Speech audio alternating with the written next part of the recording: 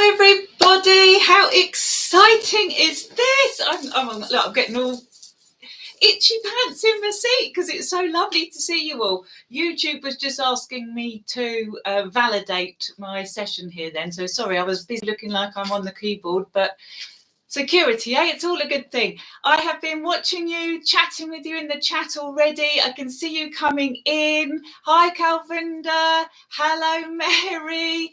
And Jojo. Yes, you're all ready. You can see me. Hopefully the lighting's good enough in here. I was trying to go for a bit of a cozier vibe tonight. Not bright, stark lights on me, but I'm looking at the screens. It's all looking good. It's looking rather, professional. I've got, just so you know, I've got an iPad down here.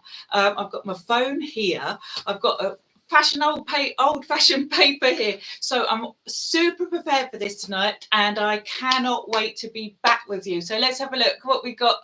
Govinda, thank you.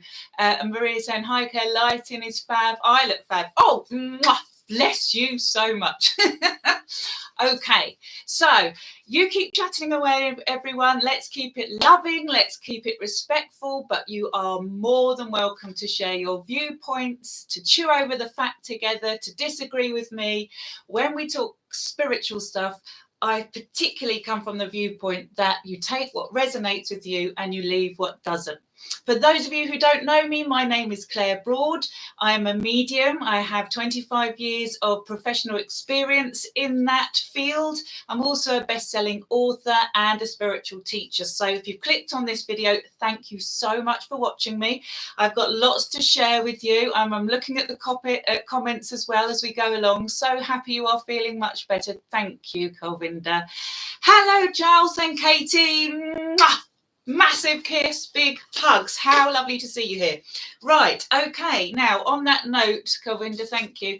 I've got a lot to cover tonight, so I'm just going to wet your whistle a little bit. Okay. So, what you can expect from me this evening, I'm going to talk about your eternal soul. I'm going to give you some insight into how you can know we've got a soul, the difference between ghosts and spirits, and why that really, this cushion's going to get on my nerves, why that really helps us understand that there is an aspect to us that is eternal and can incarnate into other bodies. So yeah, I'm looking forward to sharing that with you. Looking at all this coming up.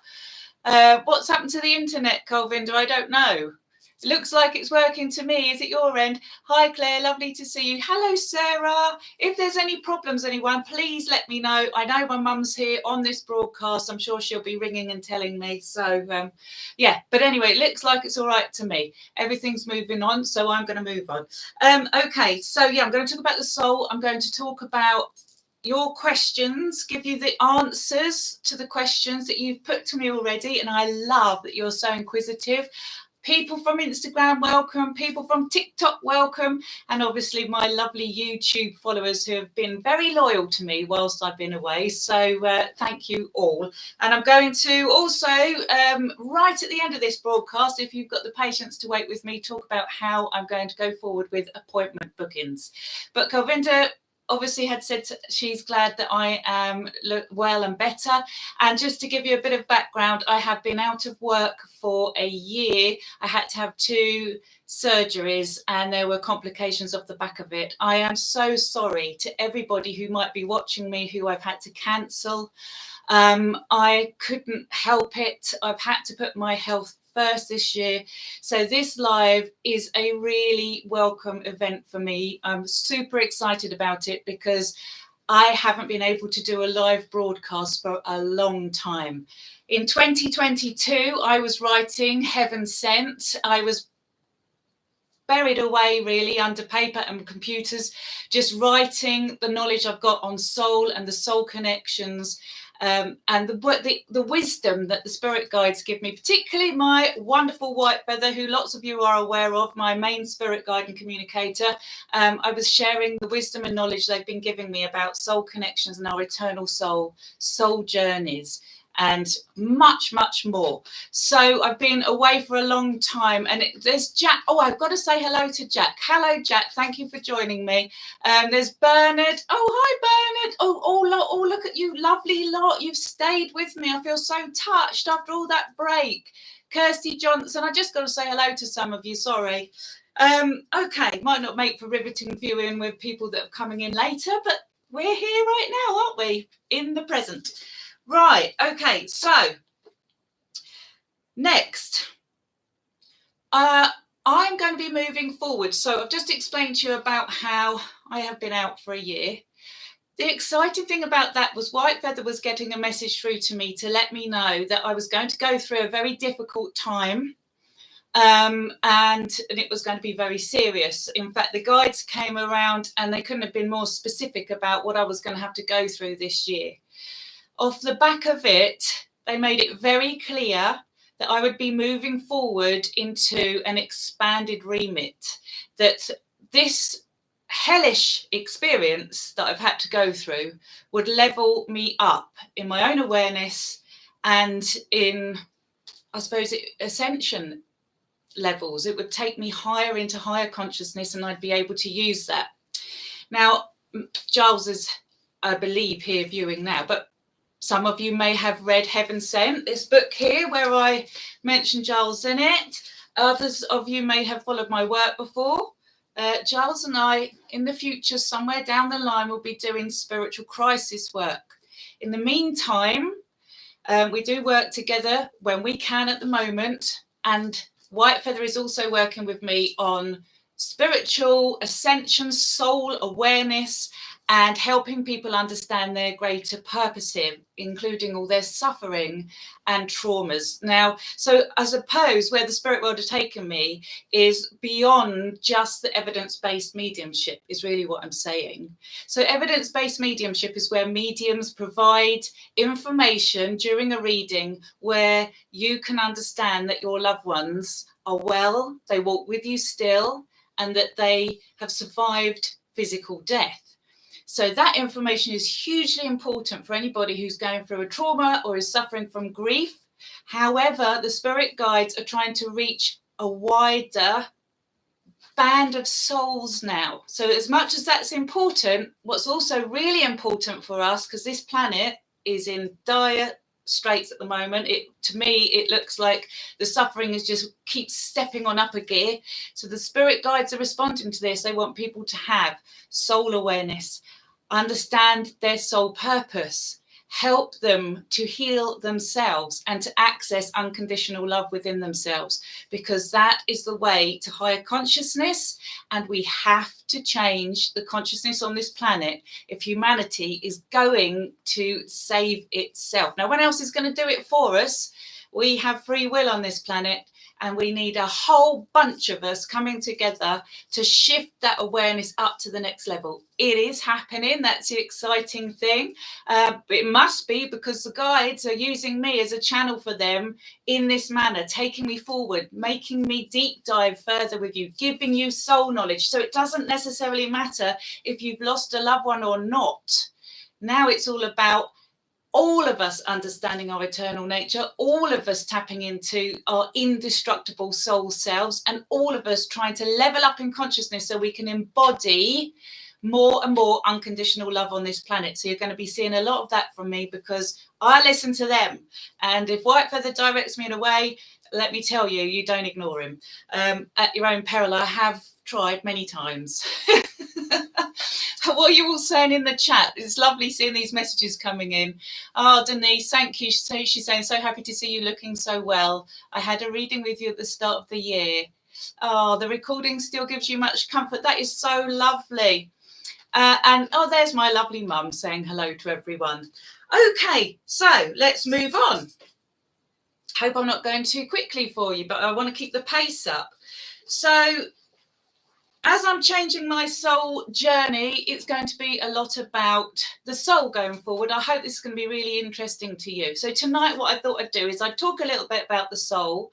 And then if you stay tuned, I'm going to answer your questions that you've put to me. I've got some really interesting ones. You guys have asked fantastic questions. So you'll learn more about the spirit world as well as your soul. And then obviously, like I said, I'll finish with how we're doing appointments going forward. So lots to cover. What I want to talk to you about, keep this nice and simple in this video, because I'm going to do other lives for you. So let's just keep this nice and simple for now. How can we tell that we are a soul that's eternal? And that, the spirit world isn't just a product of our imagination. It's a really good question to ask ourselves. I can tell you, I've been asking that question to myself my whole life. And just because I connect with the spirit world and I'm a medium, it doesn't mean that I don't doubt, question, sometimes tear myself apart trying to understand the deeper questions within this universe. Reality is not what it seems, and we know about that much. So anybody who professes to be really spiritually awakened around you and to know it all, you know that they're not really spiritually awakened, because you can't possibly know the all. It's infinite. So, but how can we have an insight, an inclination into our eternal nature? There are many ways. Mediumship is one of them.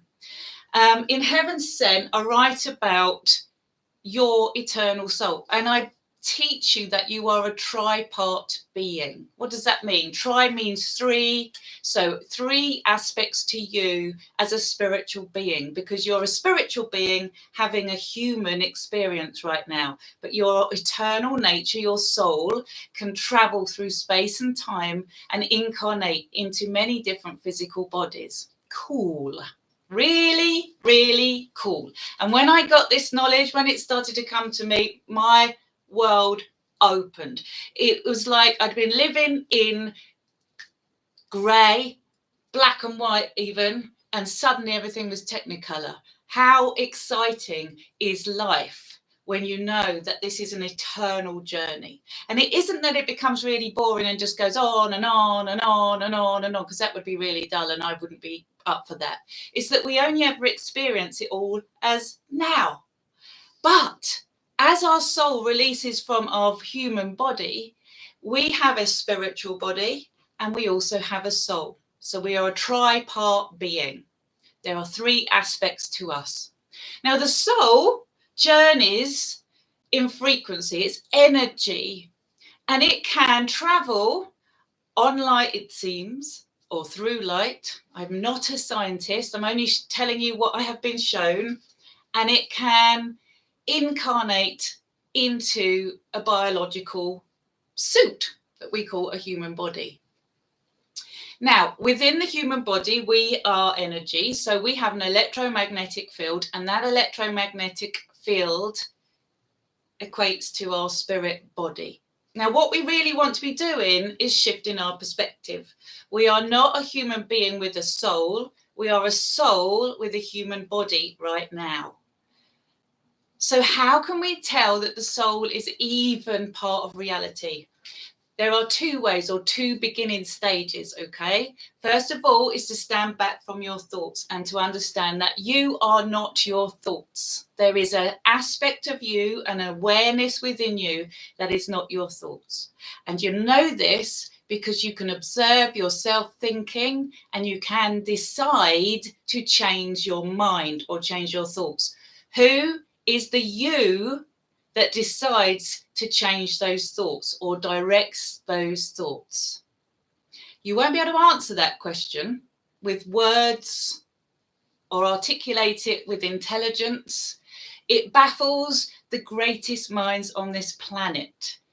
Scientists cannot put one sentence together just yet about what consciousness is and what the soul is. And yet we know we're conscious. So this now goes into the realms of you having to explore your own nature so that you can see the truth in what I'm saying. Don't just believe me, you do it. Watch yourself observing your thoughts. I heard a really neat thing once. I saw a guy, I think on TikTok, saying, if you believe that your thoughts, try this experiment. Ask yourself, I wonder what my next thought will be. Try that, everybody. See what you come up with. I wonder what my next thought will be. If it's anything like my head, there's just tumbleweed going through there right now. There's no thoughts. And yet I am observing that. So I'm not my thoughts.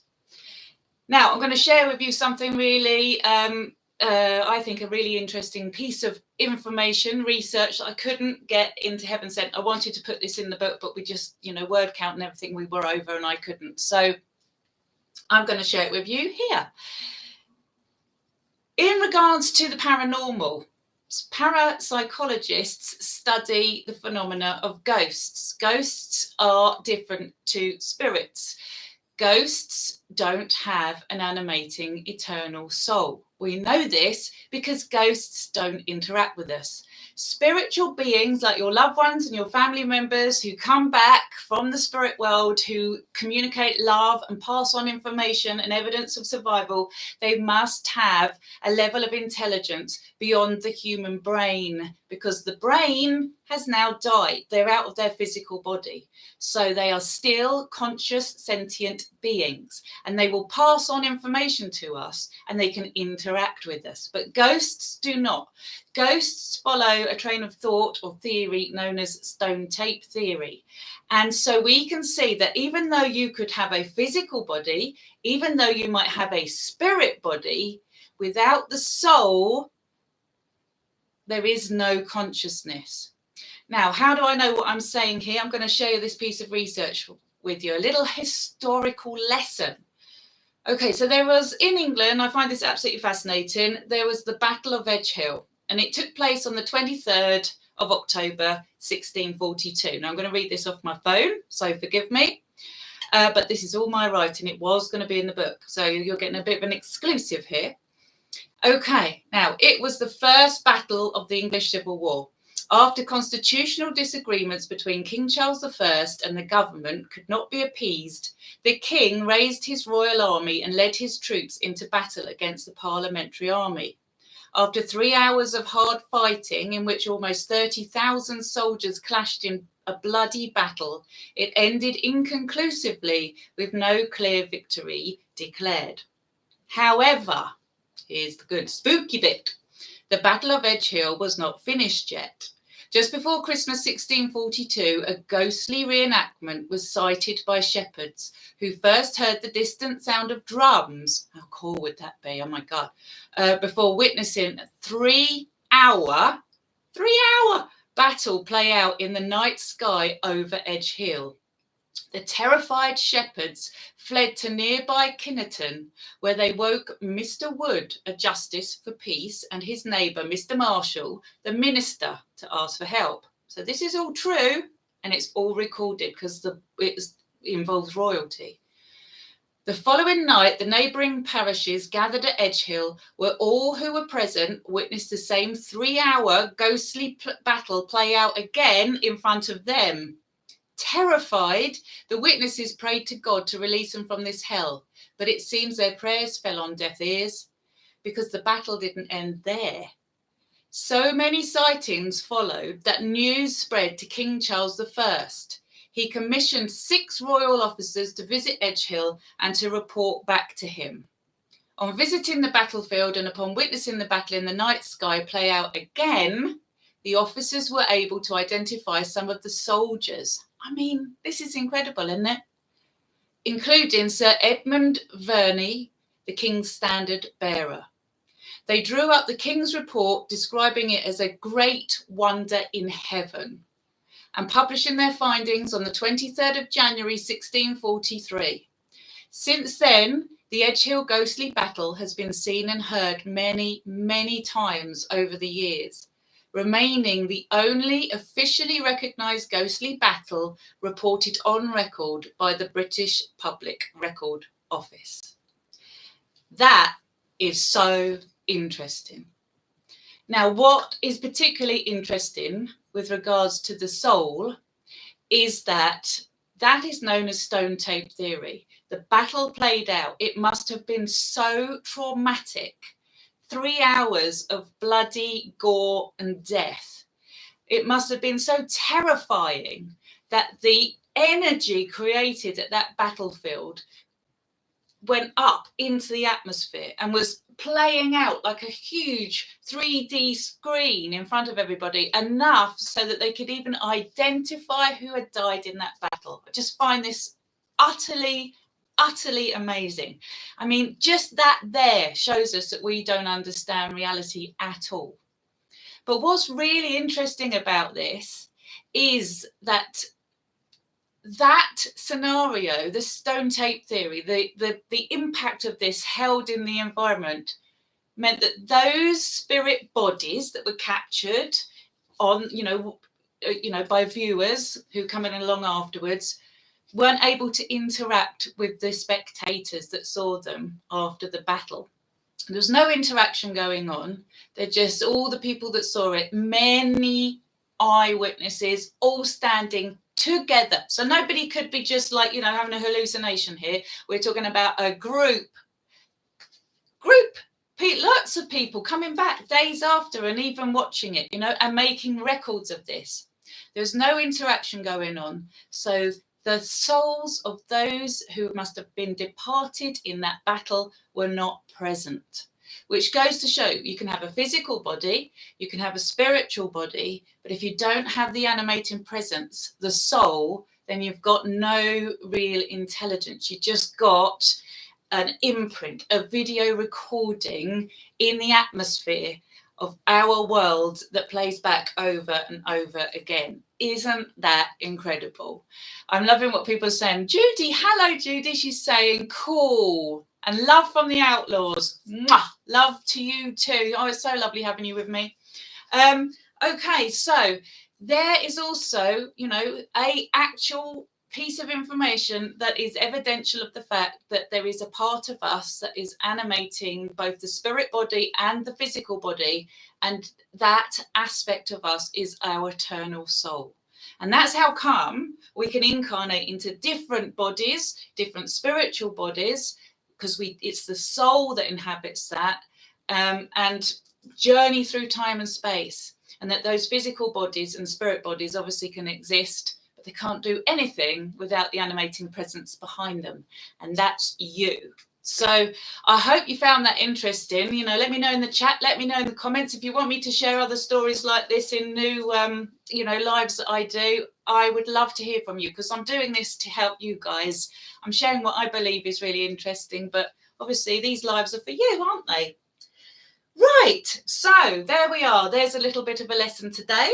So what I'm going to do is, if you stay with me, stay tuned, I'm going to answer some of the questions that you've put to me so that I know I am hitting the mark and getting back to you and teaching you what you need to know. So I've got people sending me hearts. Now, this is YouTube. The more you interact, the more the algorithms are going to let you know that you're interested in my content, and they'll show you other videos from me. So it's really important that you click subscribe, that you click like, that you press hearts, which you are doing, that you say something in the comments, just so that we can stay in touch. And I know that there's a interest in this. Otherwise, I'll do something else with my Sunday evenings. But this is fun. So, okay, that's a great story, says Monica. I'm really glad you enjoyed it, Monica. Okay, so let's go to your questions. Let's move on, because time's ticking.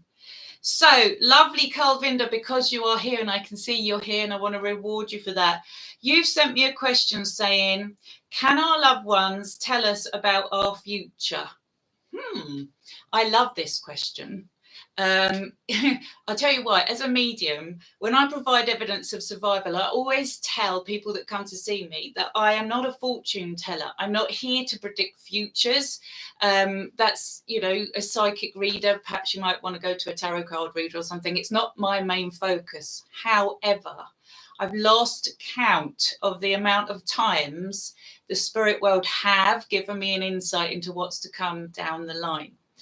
Case in point is that they told me, pretty much spelled out what I was going to go through this year, even though it was completely hellish. They didn't hold back, and it all came to fruition in ways that I couldn't even decipher at the time when I got the message. I had to have a look. 2020 hindsight. So, Calvinda, it seems our loved ones can dip into our futures and have a look to see what we're going to be doing. I can remember, loving all the hearts, Calvinda. I can remember doing a reading for a lady once.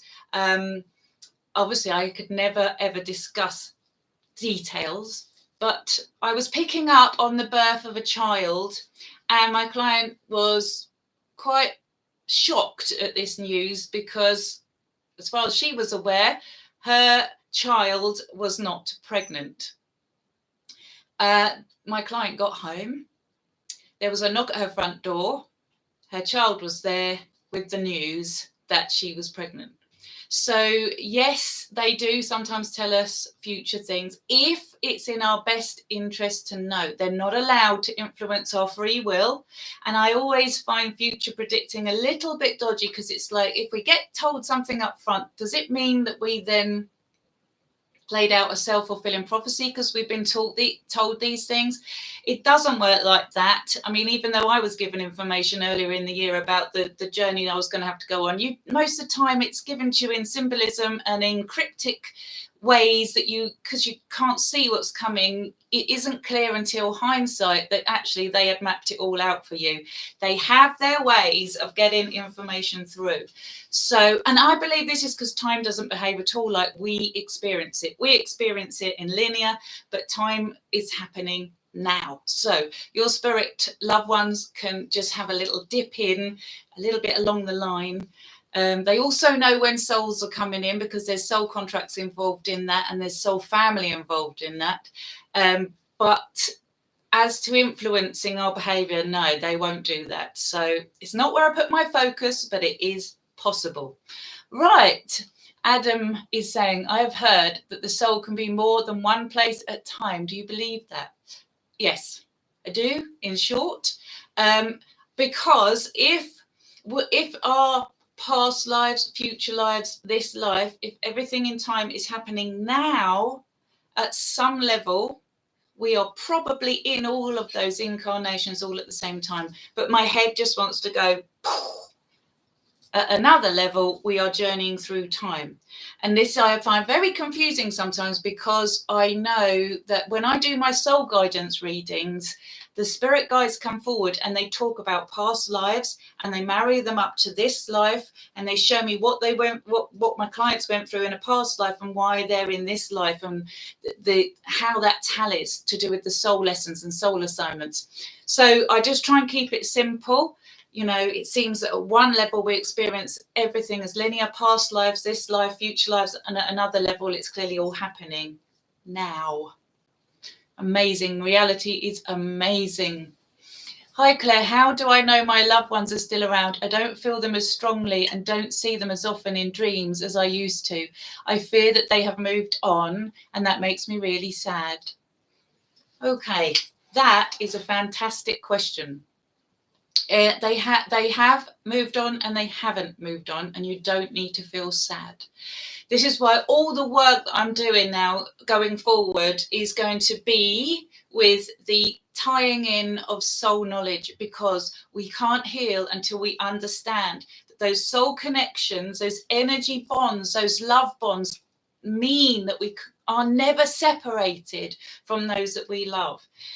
Now, I can speak from personal experience on this. When my aunt passed away, she was trying to come through all the time. I was getting messages constantly from lots of different mediums. She was coming forward to me all the time. She'd passed very suddenly in a distressing way and was trying to let us all know she was okay.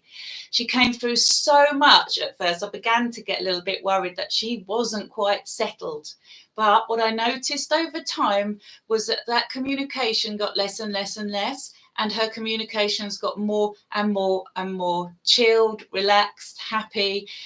She wasn't unhappy. She was in the love. But once she'd achieved that goal of trying to let us know she was okay, she could then relax. And now I don't feel like I hear from her as much.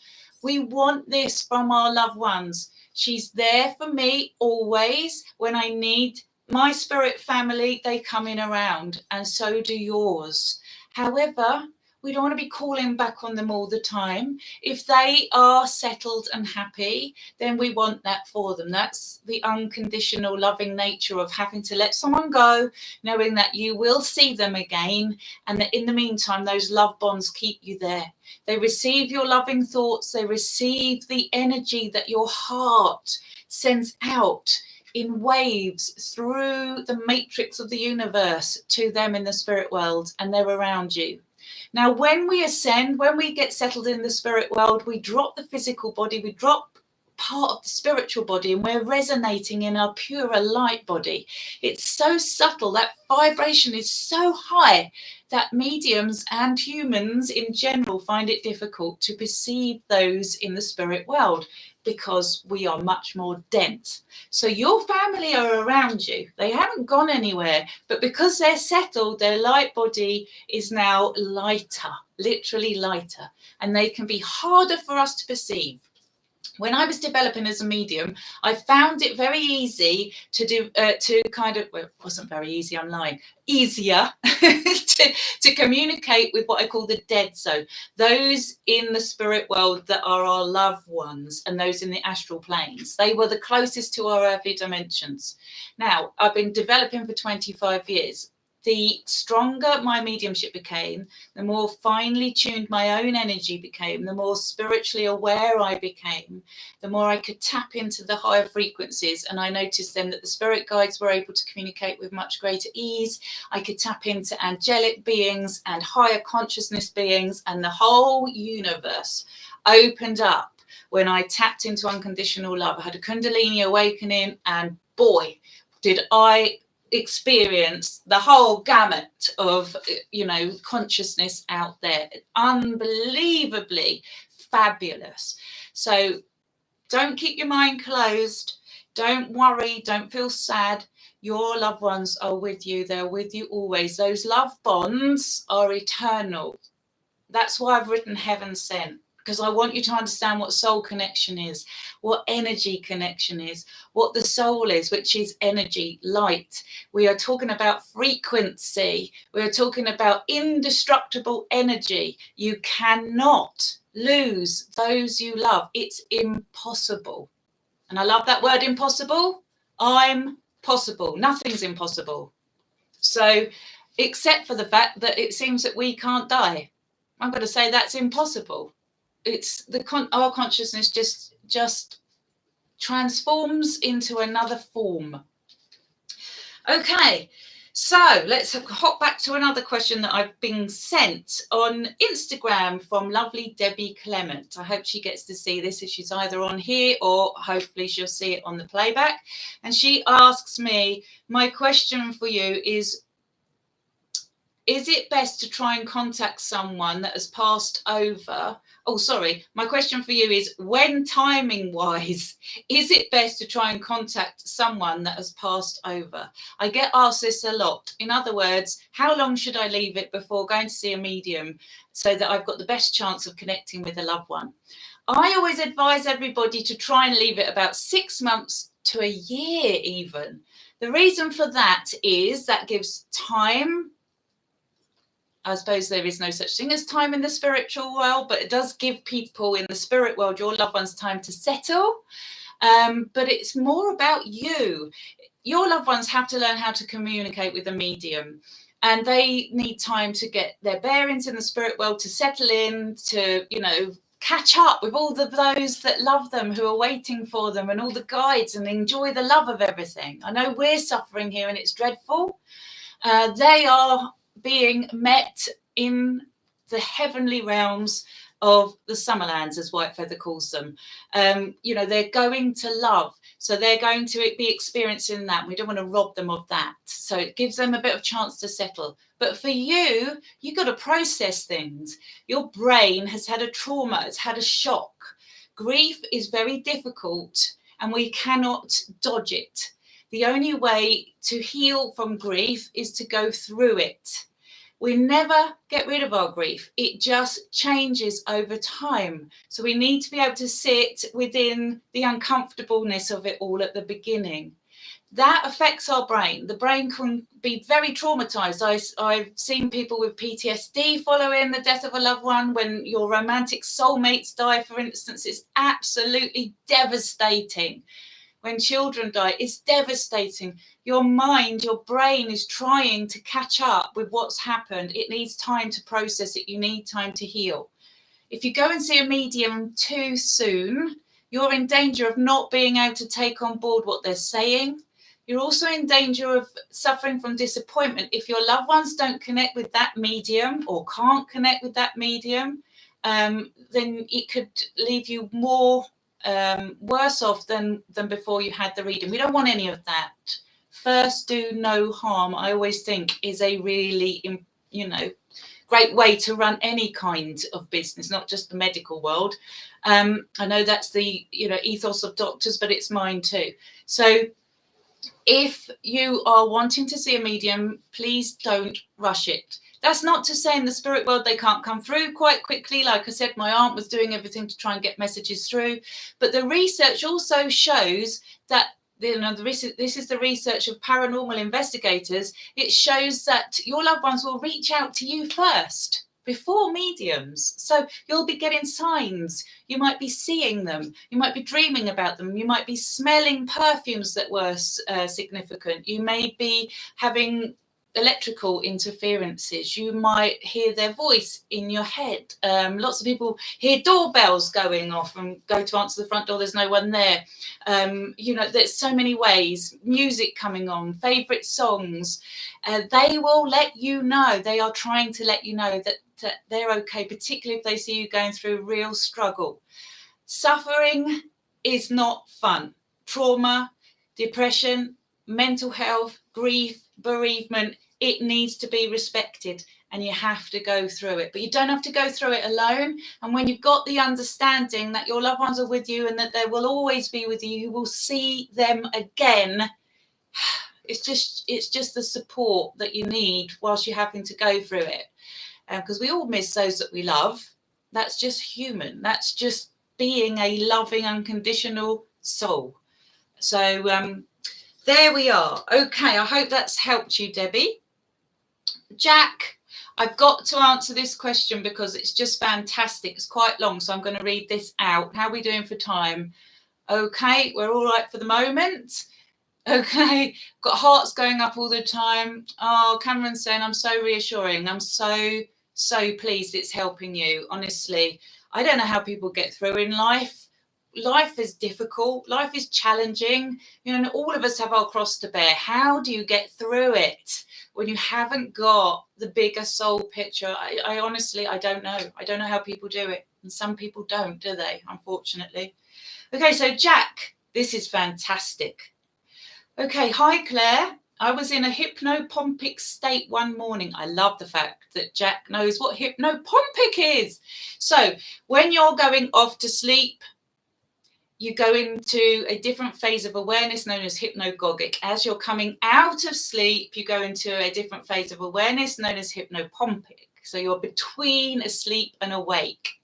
This is when we quite commonly see apparitions. We might have interactions with loved ones because the brain is receptive.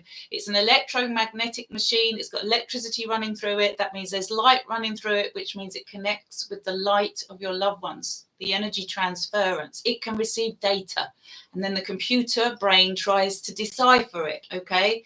So Jack says, I was in a hypnopompic state one morning and black smoke appeared near the side of my bed. It formed into a middle-aged man who was facing my door. He turned around and came behind my bed. He didn't look at me and was more interested in simply observing my room. All night, I had the feeling of being watched. I was in a state of shock. Does the black smoke signify this spirit came from lower vibrations, i.e. naughty or evil spirits? Also, could you further elaborate on what happens to bad people when passing over? Do they operate on lower vibrations in the astral realms than good? If so, is a bad parent not able to see their good child in spirit? I mean, these are just fantastic questions, aren't they? My goodness. Lots there to pick apart. Now, the black smoke doesn't necessarily mean that that is an evil spirit, can I say? We have to remember that when we see light or the electromagnetic spectrum, our eyes can only see 0.05% of the electromagnetic spectrum, not even 1% of the light available to us. So if a light being is forming in light and it looks smoky, doesn't necessarily mean because we're seeing it in grey that they are evil. The reason I'm saying this is when White Feather, my spirit guide, used to appear at the end of my bed when I was a teenager and frighten the life out of me, I used to see him in shadow form, hugely terrifying, and standing just literally like 7 foot tall over me. I mean, I'd run in to my mum like the clappers and just be trembling from seeing this. So it's understandable that our minds automatically go to the fact that someone might be, you know, not nice because we're seeing them in grey instead of white smoke, for instance. But I think that's a lot to do with the failings of our own eyes, or the limitations rather of our own eyes, and their inability to see all of the electromagnetic spectrum. It's far more appropriate to feel the connection as you see the smoke. So given that Jack said he felt that he was being watched all night and it was a bit eerie, it's probably more to the point that that person may have been a bit shocked to have seen Jack just as much as Jack was shocked to have seen this person. There's interdimensional, like a portal or a dimensions crossing over here, but there was no harm being done. It was just a sense of being watched, which isn't pleasant. I'm not going to say that's pleasant, but sometimes we might feel that if we're being watched over. But going on feelings alone, it doesn't feel evil to me. So an evil exists, but that doesn't seem evil. It just seems eerie, really. It would have been eerie.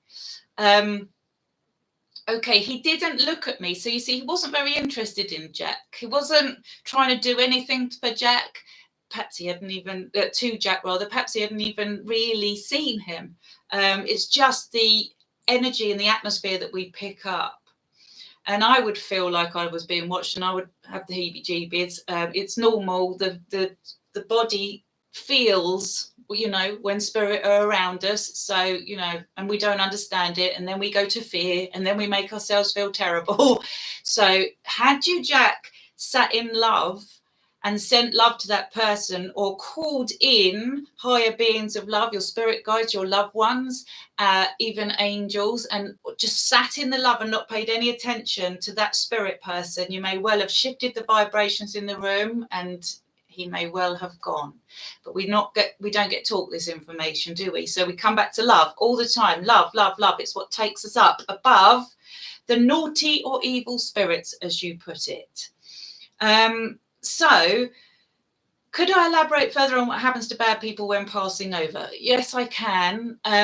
It's very, very complex. As with all things spiritual in nature, I'm loving all these hearts going up. It's just showing me that you're following me and that you're enjoying what I'm saying and that you're on board, okay? So thank you. So when people pass over that have done evil things, their frequency, in order to be able to have done an evil thing, is so low. It's beyond belief. It's fear. Anybody who perpetrates something of an evil nature is doing it because they are manipulating fear. To me, fear equals evil and love equals good. So anytime you're living with love in your heart, if you're living in a state of love, the higher you can get there, the more you can be in a state of love, the more you can be heart-centered, the better, because you're going to be resonating literally at a higher frequency energetically within your body, and you're going to surf above all of these lower frequencies.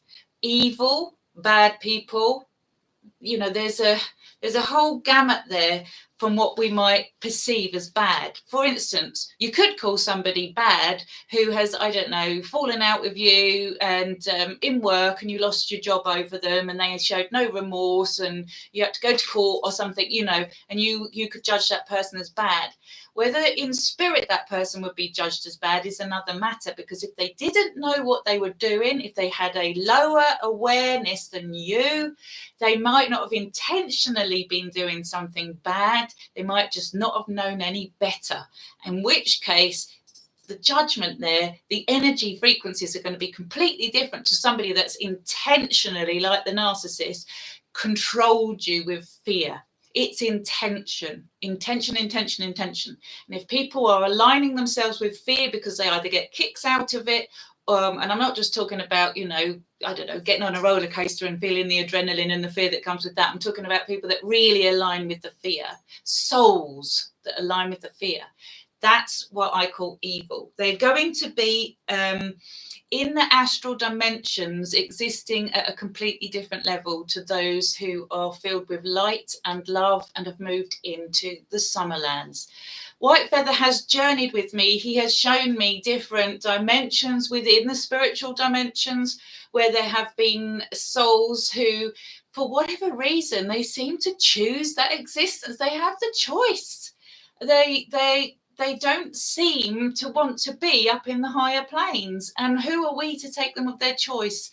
There is every type of eventuality and existence available to us in an infinite reality that is the universe. And if souls want to experience the darker drama, it's available to them. We must also remember dark and light exists as one, yin and yang. So, it's very difficult to start judging from a human perspective what is evil, what is good. We have to go within. It's very clear to me when, people commit heinous acts of crime and they are doing it for intentions that are purely selfish and to control and to own power and to never mind anybody else but, get a knee up. They're lost. They have looked away from the soul and their unconditional loving nature, which they are, and they have walked into the realms of duality. They are not understanding that we are all unified, that we've all come from the same source energy, which we experience as unconditional pure love. Sadly, on this earth, we don't experience enough of it, which is why a lot of my work going forward is going to be helping people to understand the difference between unconditional love and the conditional love that most of us experience. And some people just haven't had love. They don't know it. So it's a murky ground. We shouldn't judge another until we've walked a mile in their shoes. But I am not going to say evil doesn't exist. I know it does. I also, with my work with Giles, have done spiritual crisis work. We've helped people that are in those lower frequency realms. It all exists, guys. It exists in a beautiful dance. Dark and light seem to dance together. For instance, when somebody does something to us that makes us suffer, sometimes that suffering elevates us. Do we call that bad? If actions have actually elevated us, if we've learned some valuable lessons, what is bad, what is good, it's very difficult sometimes to define. So I'll leave you to mull over that. But it all exists. Everything exists in our reality, infinite reality. We get to choose. What do we want to experience next? Okay, so next question. I've got, can you reach spirits of loved ones remotely? So then can you connect with members of the live stream YouTube audience? Lynn, I just want to let you know, I can connect with spirits remotely because spirit beings are not dependent on space and time. The reason I don't do one-to-one readings in a live is because it only applies to one person and everybody else watching is not gaining anything.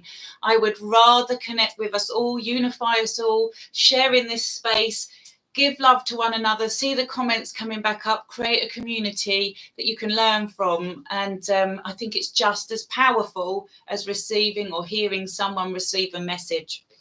Okay, the next question. It's lovely. Jack again. He said, one more. Have your spiritual guides mentioned anything about the devil? Does it exist? Is there a hell? Yes, they have spoken about the devil. I have seen the horned beast even in some of my work that I have been doing. Does evil exist? Yes, it does. Does the devil exist then? Yeah, because the devil is a play on words for the evil, fear. God, play on words, good, love.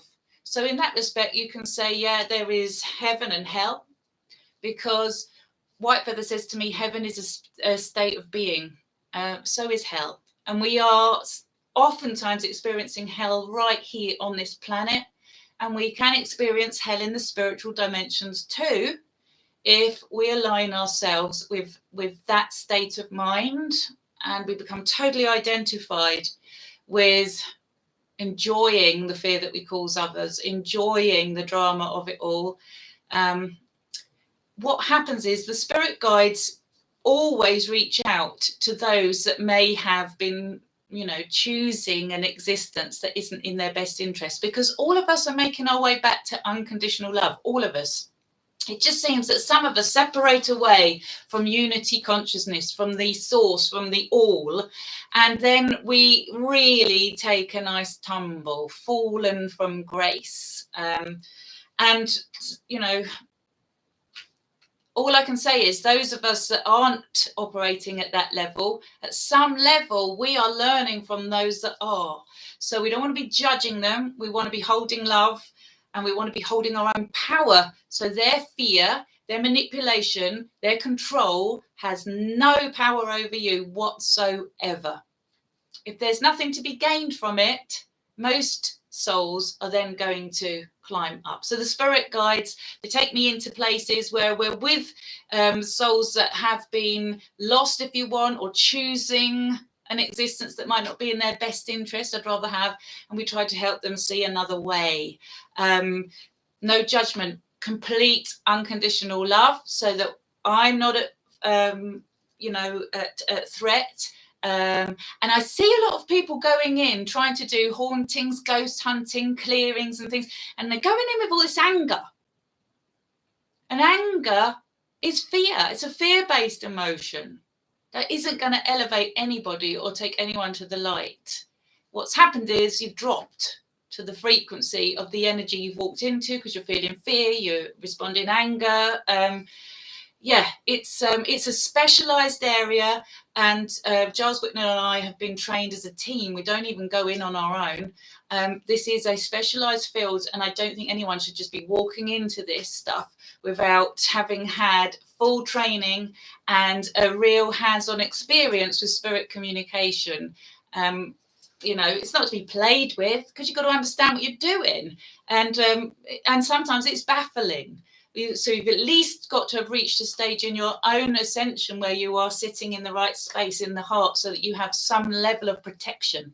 So I hope that helps you, Jack. It's so lovely to have you here, and I'm loving your questions. Okay, this is really important, this one. We're nearly at the end, and I want to make sure that I cover off about my appointments. So I'm going to have to probably make this the last question. Depends how quickly I get through it. If I don't get through everybody's questions, don't worry. There is going to be another live. Just wait to the end, and I'll give you the details about that as well. Okay, so I'm just looking at all your comments coming in. It's lovely. You're constantly interacting. It's beautiful. Thank you. Okay, so this is an important one. Hi, Claire. I'd like to ask if it's possible for things to move and be caused by spirit. My daughter died 11 months ago, and I noticed that a little ornament in her room seems to move every month or so. It doesn't leave the shelf. It is positioned in different directions. I've even stopped dusting to make sure it's not me accidentally moving it. Do you think it's possible for things to move? If so, what is she trying to tell me? Many thanks. This is by a lady called Joanne Owen. Joanne, first of all, my heart breaks. I'm sending love to you. As a mum with daughters, I get it. And I don't get it because I've got my daughters living this side of life, but obviously I am dealing with people's loss all the time. I'm connecting with the spirit world all the time, and I have suffered. I've suffered losses. So my heart goes out to you, first of all. I really do care. And I do this work for people like you.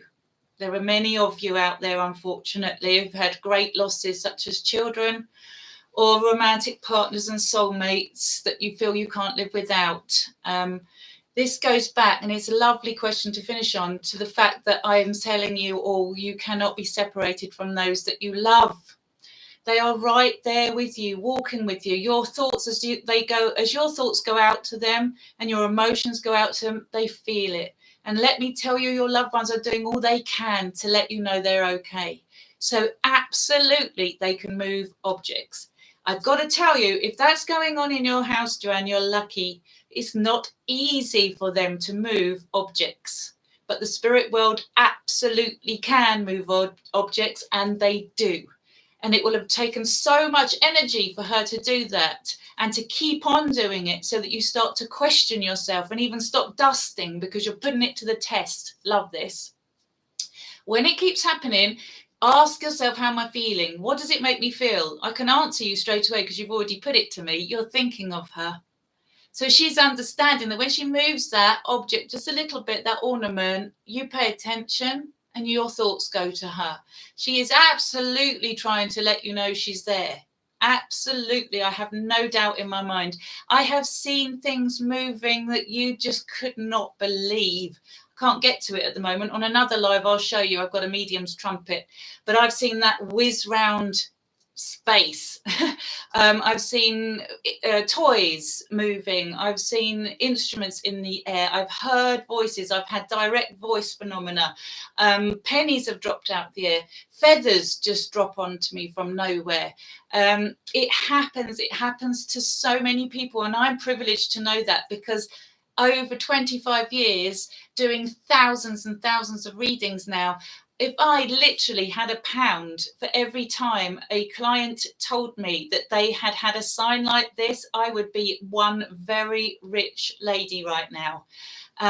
This happens. If we could collate all the evidence and all the stories, we'd have so much proof that we could go by, but of course it doesn't happen, does it? So you have to go on how you feel, you have to go on your heart, and I'm really all about letting people know that they're a soul, how to get in touch with their soul so that you can have connection with your loved ones. You can feel the spirit world around you. I am not special. I'm not special. I am just the nutter that picked up on the spirit world at the age of 4 and ran with it and dedicated my life to understanding this stuff. But we're all soul. We're all human beings that have a brain, that have an energy body, that have a soul. We can all do it to varying degrees of success, okay? A bit like some people are fantastic sprinters and others, just need to jog. But we can all do it. We can all do it. So have faith, have trust, keep an open mind, and the brain then won't filter out the signs. If you don't believe it's possible, the brain, did you know, this is scientific fact, what you believe, the brain will search for in reality to back up your beliefs, to show you that what you are thinking is true. It will seek out evidence that what you're thinking is true. So if you really believe that there is no such thing as a spirit world, and that when we die, the brain will seek out experience that mirrors that back to you. It will filter out information. So if you don't believe the spirit world is real, and yet there's a spirit person standing there, the brain won't see it, it won't perceive it, it won't tell you about it. Well, it might perceive it, it won't tell you about it. It's going to mirror back to you what thoughts you put in the brain. So you are not your thoughts. Your brain is programmed by you, the awareness behind the thoughts. There's a thought to the end on. Okay. So if she's trying to get hold of you by moving objects, Michelle, she's really trying to let you know she's okay. Okay? Oh, say Michelle, I think it's Joanne. Really trying to let you know she's okay, she's well, she's safe, she's happy, she's around you, and you cannot die. It's a beautiful sign to have received, and I'm so happy that you shared that question. Right, so last part of this broadcast tonight, of this show, if you want to call it that, I just want to give you an update on appointments. So because I was so unwell this year, I had to cancel a whole year's worth of clients. That is so many appointments, I can't even count it.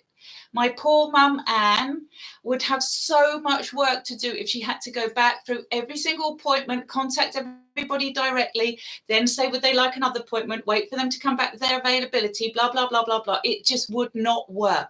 It's going to be quicker and more effective if we open the diary and you access my Calendly system so you can hold an appointment for yourself. In other words, I know it's going to frustrate and disappoint some of you who may have had an appointment with me, but we're going to have to just start again. I couldn't help it. I was seriously ill, very seriously ill this year. I cannot put more stress on my plate or my mum's plate. So we need to just start again with your patience and understanding. And you know your availability. It's going to be so much quicker for you just to go online and to hold the appointment and to be able to start again than it is if we try to do it any other way. You know, what can I say? Sometimes life throws us a curveball.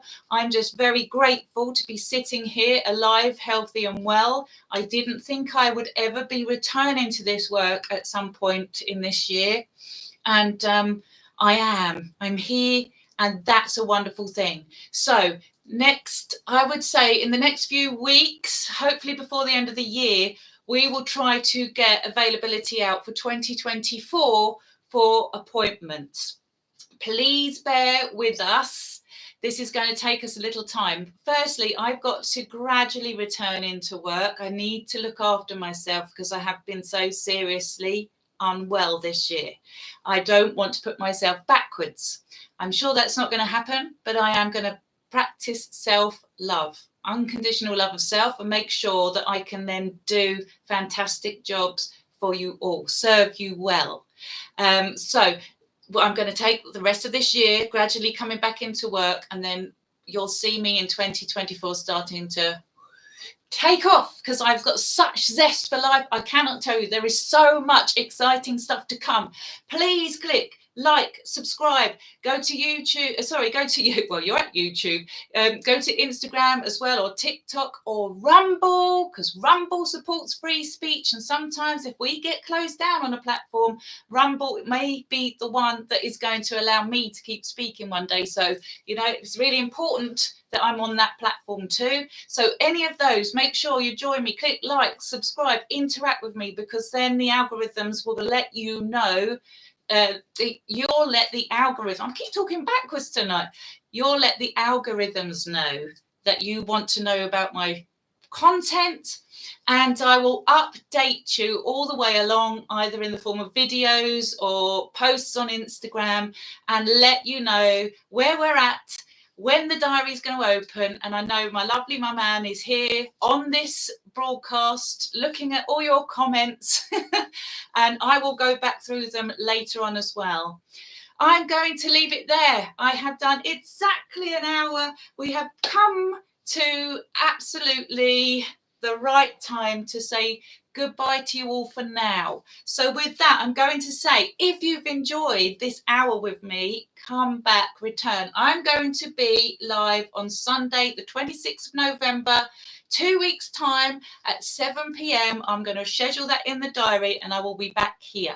Leave me questions in the meantime. Direct message me on Instagram or YouTube. Let me know what you'd like me to answer. If any questions have come up in your mind off the back of tonight, leave your comments. Let us know in here in the chat what you want, and I will come back. I've got some questions too that I haven't been able to get round to and answer tonight. Honestly, I can see all your lovely words. Thank you, thank you, thank you so much. Hello, Yorkshire Ghost Guy. I think Rumble might be the way to go to. I'm glad you're in agreement. It seems that we're going over there, so I will post this video there if I can as well. I love Rumble. I quite enjoy it. It's nice to have a little bit of competition on these platforms, isn't it? So that the media world doesn't own all the space. We need to keep the competition going. But that's a conversation for another day. Could go down the whole conspiracy hole, and I'm not going to do that. My name's Claire Broad.